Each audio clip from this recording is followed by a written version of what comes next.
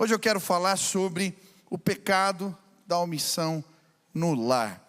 Se você trouxe Bíblia, abra lá em Tiago, no capítulo 4, versículo 17. Tiago, capítulo 4, versículo 17. Diz assim a palavra do Senhor: portanto, pensem nisso.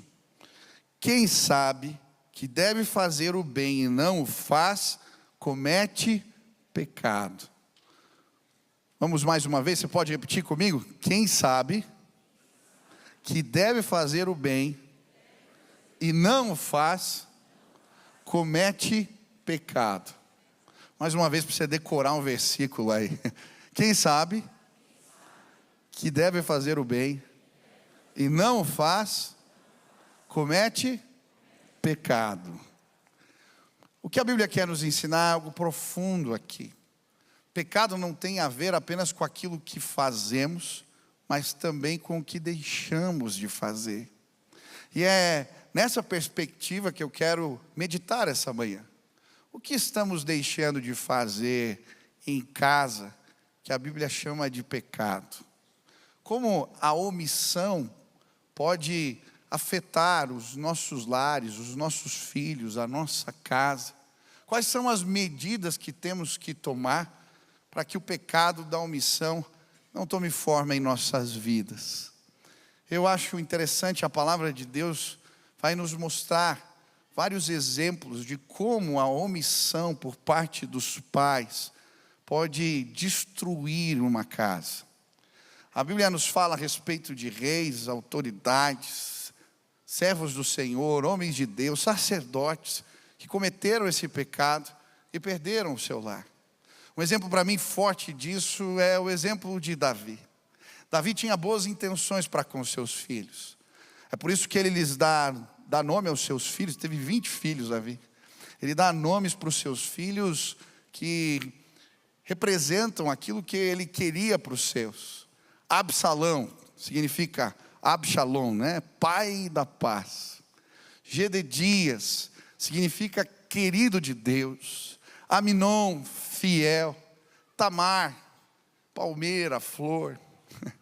Eu me identifiquei com Davi com o nome de Tamar porque a minha filha nasceu na primavera, né? No dia que começa a primavera. E desde pequeno eu chamo ela de Florzinha. E eu lembro que quando nós fomos do médico, ela era pequenininha, ela falou para o médico assim: meu nome é Nina, mas o meu pai me chama de Florzinha. Davi tinha boas intenções para com seus filhos, mas talvez pela correria do dia a dia, pelas demandas do palácio, talvez por ter muitos filhos e de várias mães, talvez ele não pôde ou só via os filhos, muitos deles, nas festas de família. E talvez por isso, Davi foi um pai omisso. E é muito forte ver o que isso gera no seu lar. A Bíblia vai nos dizer que Aminon, meio-irmão de Tamar, se afeiçoa por ela, se apaixona por ela. E então faz um plano terrível. Chama ela na sua casa e ali ele a estupra, abusa dela. Davi, diante disso tudo, não faz nada, se omite. Absalão, que era irmão por parte de pai e mãe de Tamar, toma as dores da irmã, cuida dela durante 2 anos e fica esperando o pai fazer alguma coisa. Mas como o pai não faz nada, ele resolve fazer. Ele faz um plano terrível, seu coração cheio de ódio, amargura. Ele um dia chega para o pai e fala: eu quero ir para uma caçada com meu irmão. O pai, por mais que soubesse que havia algo estranho nessa história, de novo não faz nada. Fala: meu filho, leva os teus irmãos juntos. E aí numa festa que acontece, Aminon acaba assassinando Absalão, Absalão acaba assassinando seu irmão Aminon. Terrível. Mais uma vez, Davi não faz nada. Ele fica irado, fica bravo. Mas o filho vai se esconder, vai se abrigar na casa do avô. E ele não vai atrás do menino, ele não confronta, ele não diz nada. Passam-se os anos. E aí o menino vai morar perto, e mesmo assim ele não vai atrás do menino. E então é o seu assessor Joabe, que promove um encontro, depois de quase 5 anos.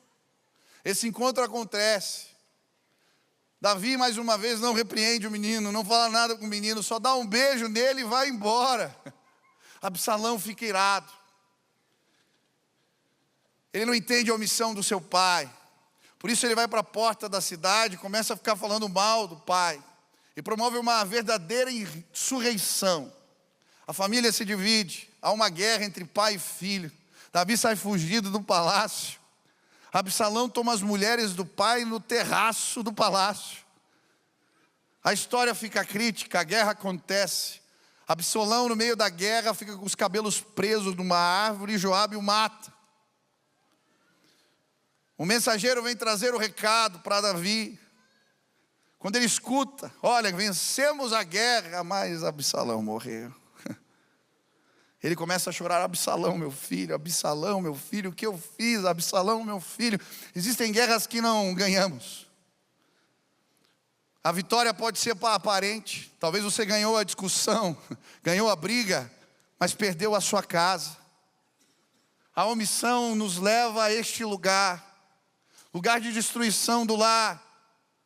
Não foi apenas Davi que caiu, a Bíblia também nos fala da omissão do rei Ezequias, o homem de Deus. A Bíblia vai dizer que não houve rei temente ao Senhor como Ezequias. Mas quando ele fica doente, o sacerdote vai lá dizer para ele, o profeta, que ele iria morrer. Esse homem se vira para a parede e começa a chorar. Mas o profeta diz antes, põe em ordem a sua casa. Ele chora, pede a Deus que o cure. O mesmo profeta que trouxe a notícia volta para dizer que ele viveria 15 anos mais. Aquele homem se alegra, mas ele não põe em ordem a sua casa. Um homem que foi omisso. Um dia, mensageiros da Babilônia vêm para conhecerem a casa de Israel. Ele mostra seus palácios, seus tesouros, os tesouros da casa do Senhor. E então ele recebe uma profecia. O profeta vem de novo falar com ele, olha, a próxima geração tudo vai se perder. Tudo isso, todos esses tesouros serão levados pelos babilônios. Ele acha a palavra boa, porque nos seus dias teriam paz. Ele não se preocupa com os filhos, com a próxima geração. A sua omissão traz algo terrível. Manassés, o seu filho, é tido como o filho pródigo do Antigo Testamento. Ele tinha uma verdadeira aversão pelo seu pai. Tudo que o seu pai fez de bom, ele desfez. Seu pai destruiu os altares dos ídolos, destruiu os altares do templo. Ele fez uma purificação do templo. Manassés fez tudo ao contrário. Ele reergueu os altares, ele praticou a idolatria, a feitiçaria. Ele chegou até a fazer sacrifícios humanos. A omissão de Ezequias levou o povo de Israel para o exílio, porque ele não se preocupou com a próxima geração. A Bíblia nos conta um outro exemplo, o exemplo de Eli, o sumo sacerdote da casa de Israel, 40 anos, julgou a terra. Um homem temente a Deus, servo do Senhor, mas ele se omitiu em relação aos seus filhos, Ofni e Finéias. E por causa da sua omissão, uma tragédia também acontece. Uma guerra vem, seus filhos morrem, a notícia chega, ele cai da cadeira. A nora que estava entra em trabalho de parto, estava grávida, falece. E ela dá o nome para o menino de Icabode, a glória de Deus foi embora. Levaram a arca, levaram a glória, porque a omissão faz isso acontecer. Quando nos omitimos, perdemos a nossa casa, perdemos os nossos filhos. A glória e o temor do Senhor vão embora. Mas hoje eu vim dizer que isso não vai acontecer na minha e na sua casa em nome de Jesus. Eu, em nome de Jesus, vim te alertar hoje pela manhã. Eu fiquei tão feliz de ver esse coral aqui de paz, porque de diferentes formas o inimigo nesses dias tem tentado abafar as vozes dos homens dentro de casa. De diferentes formas o mundo tem dito para nós uma mensagem que tenta calar os homens em nossos dias. Mas em nome de Jesus, nesta casa, homens de Deus vão se levantar para abençoar os seus. Não seremos omissos, vamos proteger os nossos, seremos sim sacerdotes dos nossos lares. Deus vai nos usar plenamente em nome de Jesus. Eu e você não vamos perder a nossa casa. Quantos creem nisso? Aleluia. Hoje eu quero falar sobre 4 tipos de omissões perigosas, que eu e você não vamos praticar em nome de Jesus. Quantos querem ouvir sobre isso? Amém? Primeiro tipo de omissão que esses homens que eu citei cometeram: a omissão do sacerdócio no lar. Davi foi um sacerdote, um homem de Deus para o seu povo, mas não para os seus filhos. Ezequias foi um sacerdote, um homem de Deus no seu tempo, gerou um avivamento na casa de Israel, mas não conseguiu despertar a fé nos seus. Eli, os seus filhos, a Bíblia diz que eram homens ímpios. A palavra de Deus vai dizer que eles eram sacerdotes, que dormiam com as mulheres que serviam na casa do Senhor e roubavam as ofertas. A Bíblia vai chamar os filhos de Eli de filhos de Belial. Quem já viu essa expressão na Bíblia? Filhos de Belial. Sabe o que significa Belial, literalmente? Significa imprestável, bom para nada, não proveitoso, companheiro vil. O apóstolo Paulo, no Novo Testamento, vai usar o nome Belial como sinônimo de Satanás. Os filhos do sacerdote se tornaram filhos de Belial. Mas por que tudo isso aconteceu? Apesar de Eli saber o que seus filhos praticavam, ele se omitiu. Ele era um sacerdote para todo mundo, mas não era um sacerdote para a sua casa. Em nome de Jesus, a Bíblia diz: ensina o caminho em que a criança deve andar, e mesmo quando ela for velha, não se desviará dele. O primeiro sacerdócio que temos que nos comprometer é com o sacerdócio dos nossos, em nome de Jesus. Mas por que muitas vezes nos omitimos nesse sentido? O que acontece dentro de nós? Por quê? Por que falhamos? Eu listei alguns motivos. Estamos preocupados demais com as coisas de fora, e acaba não sobrando tempo de dentro de casa. Talvez você esteja correndo tanto, conquistando as coisas, sendo sacerdote, cuidando de todo mundo, mas não dos teus. Segundo motivo, nos omitimos porque transferimos essa responsabilidade muitas vezes para outras pessoas. Davi transferiu a responsabilidade do problema para o filho, depois para o sogro, depois para o assessor, e a sua casa se perdeu. Muitas vezes nós, como os pais, estamos correndo tanto, e a gente transfere a responsabilidade da esposa ser sacerdote. É ela que faz o momento com as crianças de oração, ela que ensina a palavra, ela que ensina a memorizar os versículos, e nós nos omitimos. Quantas vezes o filho vem para resolver uma questão e eu e você, nós falamos: vai lá falar com a sua mãe. Nós transferimos a responsabilidade para a igreja, para o ministério infantil, para os pastores, para a escola que é cristã. Ei, em nome de Jesus, essa responsabilidade é minha e é sua, e de mais ninguém. Você é o sacerdote para o seu lar. Essa função ninguém pode ocupar, só você, em nome de Jesus. Nós ouvimos aqui um testemunho de um filho dizendo que foi órfão de pai vivo. Não transfira essa responsabilidade para ninguém, em nome de Jesus. Outro motivo, as nossas culpas. Não tem um lugar que somos mais vulneráveis além da nossa casa. Na minha casa, na sua casa, os meus pecados, os seus pecados são evidentes, se tornam mais evidentes. Seu filho sabe o que você faz de errado, Sua esposa sabe o que você faz de errado. Eu creio que talvez esse tenha sido o conflito de Davi. Talvez ele não falou nada com Aminon, não chamou Absalão para conversar, porque ele tinha tido um caso com Betseba, e de alguma maneira ele se sentia culpado, desautorizado. Ei, em nome de Jesus, eu não sei qual é a tua história, mas há poder no sangue de Jesus para nos purificar de todo pecado. Eu não sei se você traiu sua mulher no passado, se você adulterou, se você não teve um bom procedimento, se você está pondo a tua vida em ordem agora. Mas em nome de Jesus, não deixe o acusador te desautorizar. Confesse os seus pecados, fale para os seus filhos: eu errei, mas eu fui lavado pelo sangue do Cordeiro.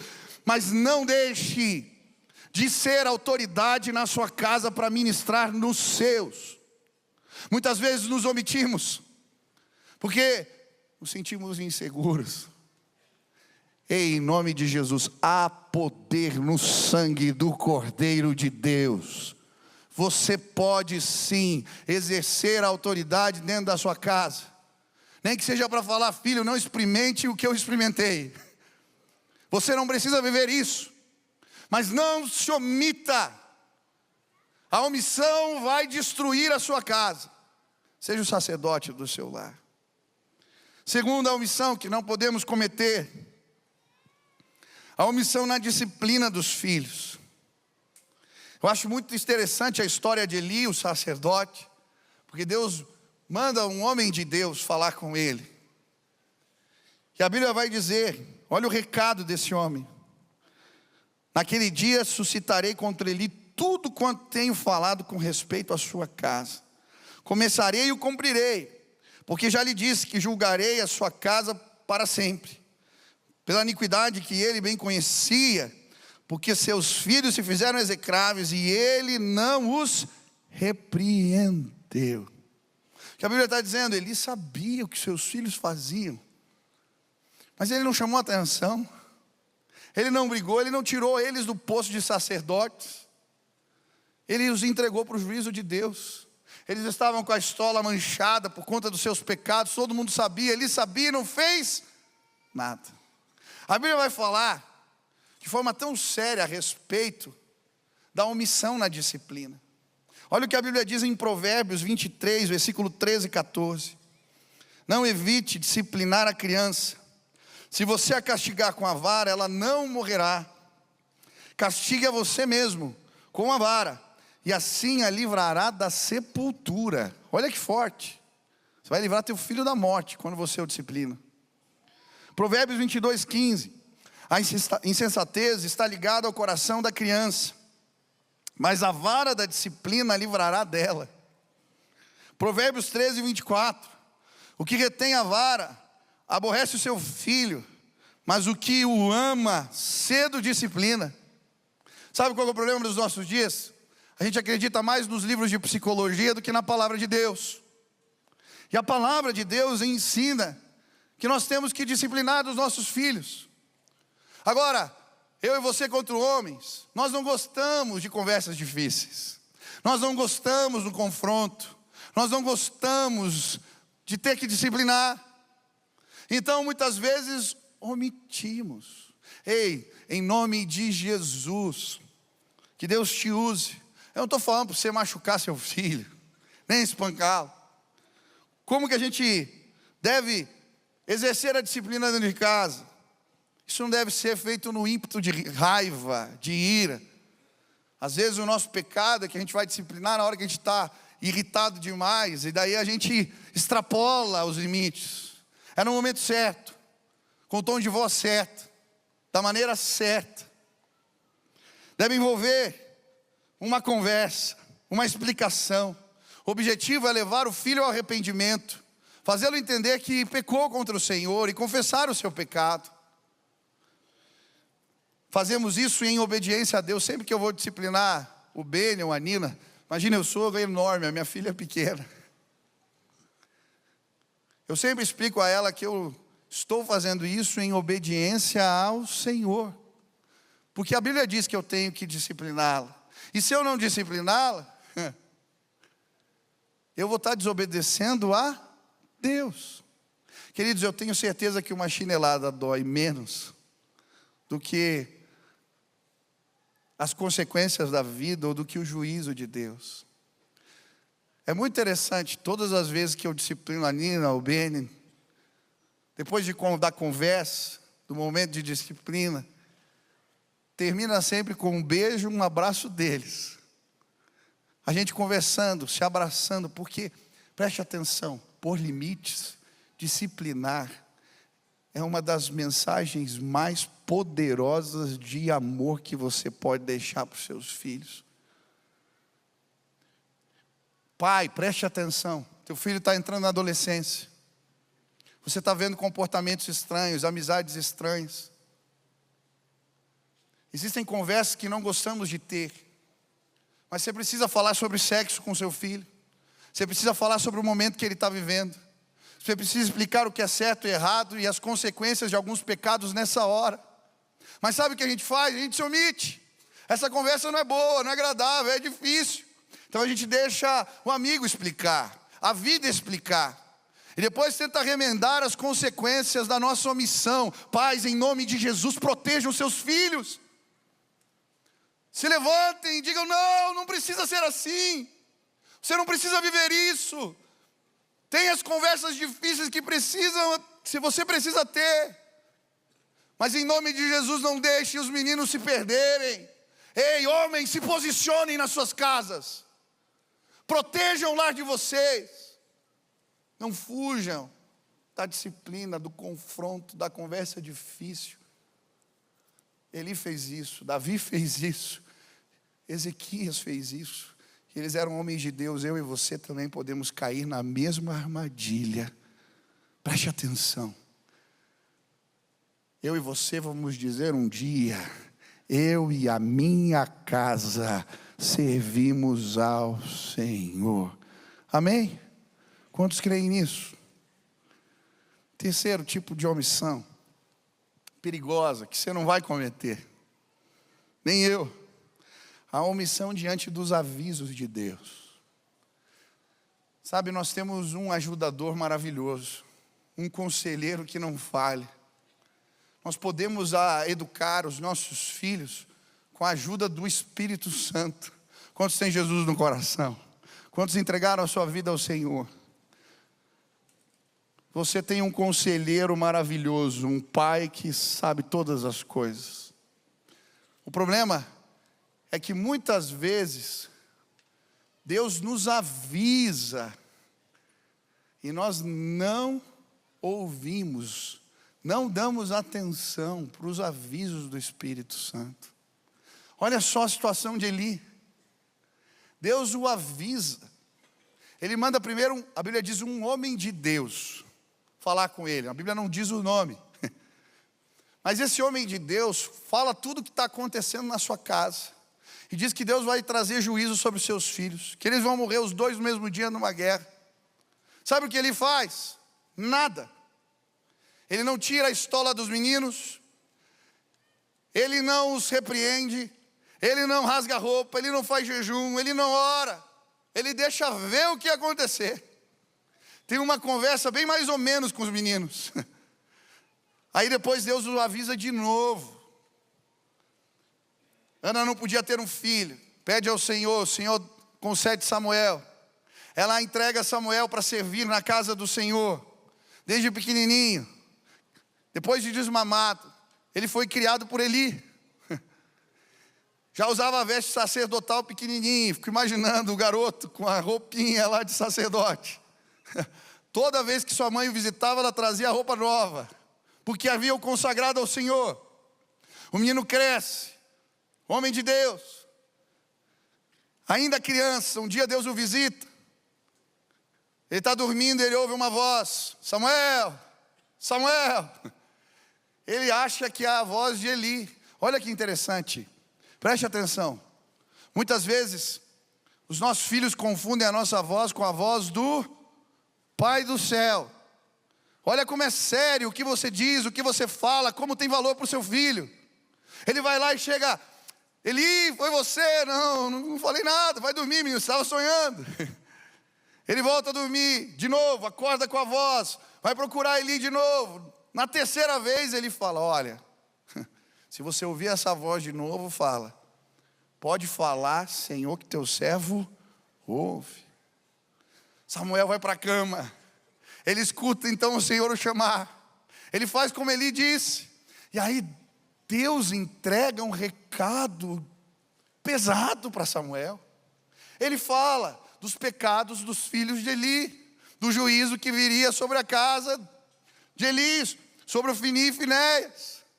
E diz que Eli sabia e não fez nada. Olha só.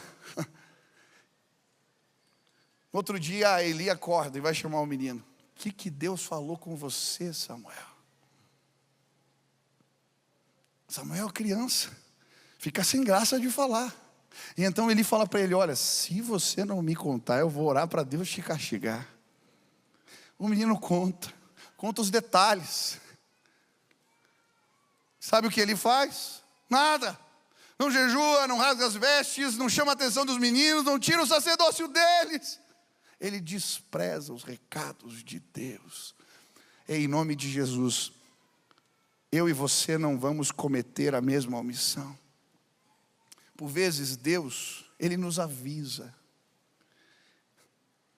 Ele nos mostra, e Ele usa diferentes formas para fazer isso. É o recado da diretora, é a palavra da professora, do tio da escola dominical, da igreja, a palavra do pastor, é um incômodo diante de determinadas situações, é a palavra revelada. Ei, em nome de Jesus, não despreze os avisos de Deus para você. Ele está falando, não despreze. Nós vivemos uma situação muito bonita lá em casa. Um dia, a Sil orando, Deus colocou algo muito específico no coração dela em relação a Nina. Algo que nós tínhamos que trabalhar na vida dela. E nós entendemos os recados, de diferentes formas Deus foi mostrando a mesma coisa. E ela pegou aquele texto, compartilhou comigo, se preparou em oração, em jejum, marcou um momento especial com a Nina, para tratar daquele assunto que Deus tinha revelado. E queridos, eu dou graças a Deus porque depois daquela conversa, aquele determinado comportamento específico, houve uma mudança drástica na vida da minha filha. Porque a minha esposa ouviu os recados do Espírito. Em nome de Jesus, quais são os recados? Deus está te mostrando, Ele tem te incomodado. Não despreza os recados do Espírito. E você vai salvar a sua casa, os seus filhos, em nome de Jesus. Quarta omissão, e vou terminar. Não podemos nos omitir no zelo para com as coisas de Deus. Temos que ensinar o temor do Senhor, o zelo pelas coisas de Deus. A Bíblia fala que Eli pecou porque seus filhos não respeitavam as ofertas. Tem todo um regramento de como o sacerdote devia manusear as ofertas entregadas. A carne, a parte da gordura pertencia ao Senhor. Devia ser queimado como holocausto a Deus. A Bíblia vai dizer que os filhos de Eli, eles pegavam a carne com gordura em tudo, para assar em casa. E mesmo que o sacerdote ali que ajudava no tempo falasse: olha, a gordura é do Senhor. Ele falava: se você não me der, eu vou tirar na força. A Bíblia diz que Eli via essas coisas e não fazia nada. Sabe o que ele fazia? Engordava junto com os filhos, comendo a carne com gordura. Como ele não ensinou o zelo, servir no altar, o zelo para com a oferta, com as coisas de Deus, eles foram perdendo o temor completamente. E para mim, o maior exemplo extremo onde isso chega é quando o povo de Israel vai para uma batalha contra os filisteus. E aqueles sacerdotes que eram perversos, que não tinham vida, que não tinham nada, quando a guerra estoura, sabe o que eles fazem? Eles vão pegar a arca de Deus, que representava a presença manifesta do Senhor, e vão levar para a guerra. Agora vai dar certo. O povo comemora, grita tão alto que os inimigos falam: os deuses visitaram o acampamento dos nossos inimigos, dos nossos adversários. Eles perdem a guerra, a arca é levada embora, porque a presença de Deus não é um amuleto. Quando a gente não ensina o zelo pelas coisas de Deus para os nossos, eles crescem. Talvez não sirvam a Deus, não tenham vida com Deus, mas nas guerras da vida, eles vão pegar o amuleto para ver se dá certo, e eles vão perder as batalhas. Eu tinha um amigo aqui na igreja que era interessante. Ele não tinha compromisso nenhum com Deus, mas quando chegavam as batalhas, as guerras da vida, ele me ligava: Michel, vamos fazer uma campanha, uma vigília, vamos subir no monte. Eu falava: cara, isso não adianta nada. Deus quer teu coração. Se não ensinarmos para os nossos filhos o zelo pela palavra de Deus, o zelo pelas ofertas consagradas no altar, o zelo pela casa do Senhor, o zelo pelo dia do Senhor, o zelo pela vida devocional, é tua responsabilidade ensinar seus filhos a terem vida devocional. Eles vão crescer. E nas guerras da vida, Deus vai ser apenas um amuleto para eles. Isso não vai acontecer na minha e na sua casa, em nome de Jesus. Eu fico pensando se Davi errou, se Ezequias errou, se Eli errou. Eu posso errar,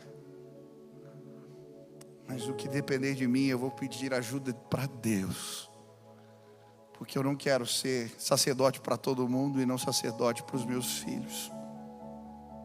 Eu vi grandes homens de Deus perderem a sua casa. Como eu oro para que isso não aconteça na minha, com temor diante de Deus. Eu não quero ser omisso na disciplina, porque eu estou cansado, porque eu não quero ter conversas difíceis, porque eu transferi essa responsabilidade para minha esposa ou para alguém. Eu não quero ser omisso diante dos avisos de Deus. Quando eu oro pelos meus filhos, pela minha filha, pelo meu filho, Deus me fala algo, eu vejo as situações, as circunstâncias e eu me calo. Eu não quero ser omisso em transmitir o zelo, o temor do Senhor para os meus. Na minha casa não, na minha casa não. A fé não vai ser um amuleto barato que eles carregam nas guerras.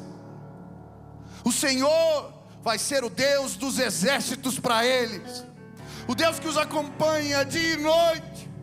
E na hora das batalhas, Ele vai vir, Ele aparecerá, o inimigo cairá por terra. Ei, o diabo não vai tocar nos nossos filhos em nome de Jesus. Pais, não se omitam, nós não vamos perdê-los. Eu estou vendo homens e mulheres de Deus florescerem nessa casa, crianças cheias do Espírito Santo, meninos que carregam a palavra, que carregam amor por Deus, porque eu e você não nos omitimos. Deus tem misericórdia de nós. Deus tem misericórdia da minha vida. Essa igreja é tão grande, eu não quero falhar com os meus. Não me deixa fazer isso. Não nos deixa fazer isso. Eu não sei qual é a demanda. Eu não sei quanto você tem trabalhado. Mas se você tiver que dizer não, e desculpe, algumas vezes eu vou dizer não para você como pastor, porque a minha família é mais importante, sim. Eu tenho e preciso ter dia de folga. Eu preciso ter o dia da família. E desculpe se eu não te atender, meu irmão. Eu não consigo atender a todos. Eu vou proteger a minha casa, porque eu não serei omisso no meu lar. Eu entendo que esse é o meu primeiro ministério. E se eu tiver que falhar com vocês para cuidar deles, eu vou falhar, porque entendo que isso é mais importante. Precisamos nos ajudar, não nos omitir, e veremos a glória de Deus sendo manifesta em nossas casas. O diabo levou o Icapote, levou a glória da casa da filha, da casa e da família de Eli. Mas a glória não vai parar de se manifestar na minha e na sua casa. Ele não vai roubar a glória. Ele não vai roubar a glória de Deus no meio dos nossos, em nome de Jesus. Quantos concordam com essa palavra? Queria pedir para todos os pais ficarem de pé. Todos os pais. Quantos entendem que precisam da ajuda de Deus para cumprir o sacerdócio no lar? Então nós como igreja queremos orar agora por vocês. Então pai, vem para cá, subam aqui na frente todos e nós vamos ter um momento de oração. A igreja vai se levantar para orar por nós. Venham todos aqui na frente. E nós vamos ter um momento agora. Vamos encerrar o nosso culto com esse momento de oração. Talvez não vai caber todo mundo. Venha, vamos tentar espremer o máximo que der. Sobe lá. Se tiver gente aqui para frente, não tem problema. Olha quanto pai hoje na igreja. Uma salva de palmas. Com temor, buscando a Deus nesse dia tão importante, significativo. Isso, venham. Quero pedir que todos se levantem agora. Se levanta o teu banco assim, até para ajudar os homens a terminarem de passar, vir à frente. E nós vamos orar. Eu estou aqui junto com vocês, pedindo a graça, o favor de Deus. Eu não quero falhar com os meus filhos. Não quero. Vi o Antero aqui, eu lembrei de um momento lá muito especial nos Legendários.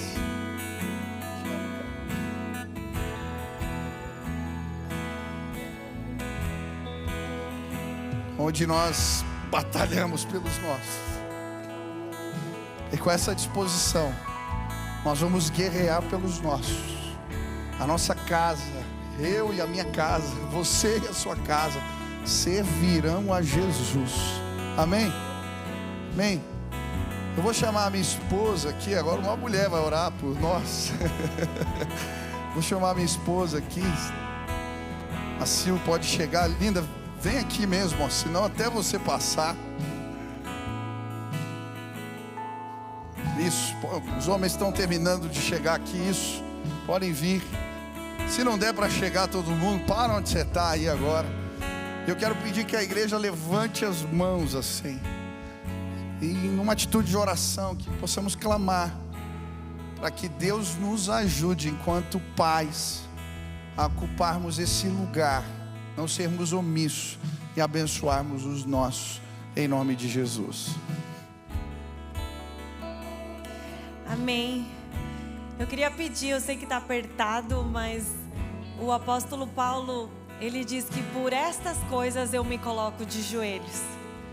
Eu acredito que os nossos filhos, eles são um bom motivo para a gente clamar ao Senhor de joelhos. E que agora as mães, as mulheres, as famílias que ficaram aqui pudessem estender as mãos para abençoar esses homens.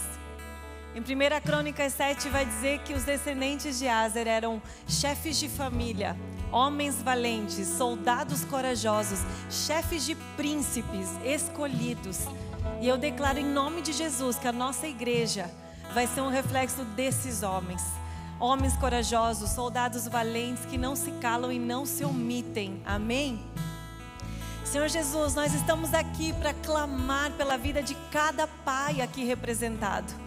Senhor, que em nome de Jesus eles não sejam omissos diante das necessidades dos seus filhos, das suas esposas, da sua família, Pai.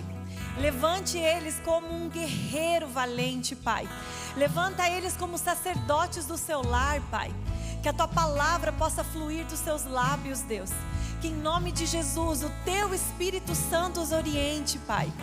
Que eles possam te ouvir no dia da derrota e no dia da vitória, Pai. No dia bom, mas também no dia mau, Senhor. Da sabedoria, da maturidade espiritual, Pai. Nós clamamos por um discernimento, Deus. Muitas vezes o inimigo vai tentar cegá-los para que eles não vejam o problema dos seus filhos, Pai. Mas nós queremos derrubar agora toda cegueira, toda surdez espiritual, Pai. Abre os olhos desses homens, Pai, para que eles possam lutar pelos seus filhos com as armas certas, Pai. Senhor, em nome de Jesus, levante eles, Pai, como homens que se posicionam diante do errado, Pai. Dá discernimento, dá sabedoria, Pai. Coloca um amor transbordante no seu coração, que eles fiquem inquietos, Pai. Que eles não se acomodem, Deus. Em nome de Jesus, faz esse Dia dos Pais um dia marcante na vida deles, que eles não sejam mais os mesmos, Pai. É isso que nós clamamos, estamos aqui, Pai. Eles estão de joelhos clamando, faz isso nas nossas vidas. Em nome de Jesus, amém, amém. Que Deus abençoe vocês.